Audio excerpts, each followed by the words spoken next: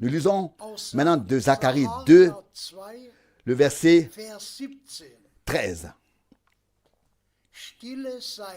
Que toute chair fasse silence devant l'Éternel, car il s'est déjà levé de sa sainte demeure céleste.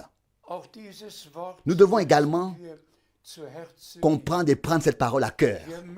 Nous devons simplement dire maintenant que tous ceux qui sont en voyage avec la prédication quelque part, qui sont en route avec la prédication quelque part, taisez-vous maintenant, faites silence. Ce que vous avez à dire n'est plus valable. Les critères sur lesquels vous vous basez ne sont pas valables. Seulement ce qui est valable, c'est ce que Dieu lui-même a à dire. Et cela dans l'Église et surtout dans l'Église épouse et pas tout ce que ces hommes ont à dire. Dans l'Église épouse de Jésus-Christ est seulement valable ce que Dieu lui-même a à dire. Alors que tous ceux qui n'ont vraiment pas reçu un appel divin se taisent, fassent silence. Et cela dans toutes les églises. Car des gens sont équipés, ont même leur séminaire, leur école biblique, puis ils ouvrent la bouche et annoncent des choses. Que toute chair se taise. Laissez le Seigneur Dieu maintenant prendre lui-même la parole partout. Imaginez que l'Église de Jésus-Christ soit aussi déchirée et divisée parce que les uns croient ce qu'enseigne celui-ci, ou bien alors ce qu'enseignent les méthodistes, ou bien les autres, ce qu'enseignent les baptistes, les autres, ce qu'enseignent les luthériens. Imaginez qu'une telle chose puisse tenir devant Dieu et subsister devant lui. C'est impossible. C'est maintenant fini avec tout ça pour l'Église du Dieu vivant. Seul est valable ce que Dieu a dit dans les contextes de sa parole. Et l'Église est le fondement et l'appui de la vérité et non pas un édifice de mensonges par des interprétations humaines et des pensées humaines. Elle n'est pas une communauté chrétienne ou une église créée par des hommes, appelée à l'existence par des hommes. Non, au contraire, le troupeau racheté par le sang forme l'église du Dieu vivant. Et celui qui est vraiment né de Dieu, celui qui est vraiment de Dieu, n'écoute que la parole de Dieu originale. Et nous en sommes reconnaissants, car c'est la phase dans laquelle Dieu nous a placés maintenant. N'écoutez que ce que l'Esprit de Dieu a à dire par la parole de Dieu à l'Église. Tous les autres peuvent se taire et doivent se taire. S'il te plaît, nous lisons dans 2 Corinthiens, le chapitre 7, verset 1.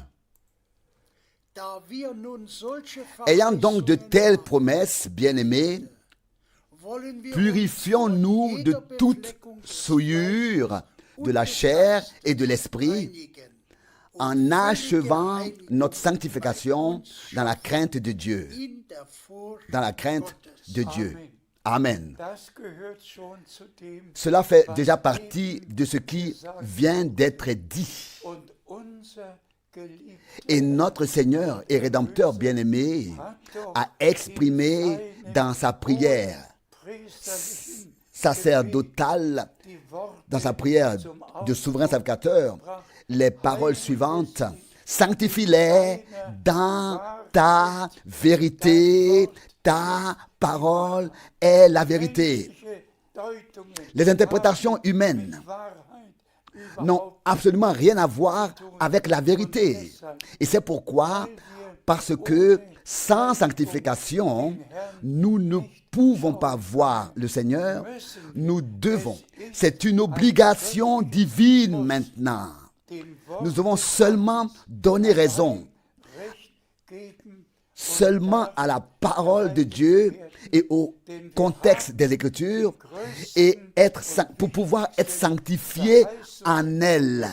car nous avons reçu les plus grandes et les plus importantes promesses qui trouvent maintenant leur accomplissement par la grâce. Et nous voulons et serons présents seulement ainsi lorsque le Seigneur achèvera son œuvre. S'il te plaît. Nous lisons d'Hébreux chapitre 12, verset 14. Hébreux chapitre 12, verset 14.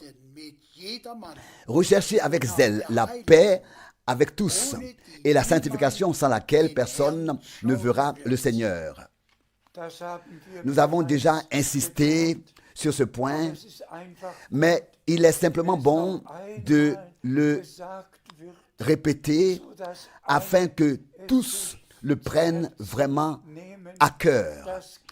Qu'aucun vrai croyant ne peut maintenant continuer à suivre ses propres voies, continuer à faire ce qu'il veut, continuer à rester dans ses propres enseignements et doctrines, mais que tous s'inclinent, s'humilient sous la main puissante de Dieu dans la foi et l'obéissance. L'obéissance fait partie de la foi et la foi fait partie de l'obéissance.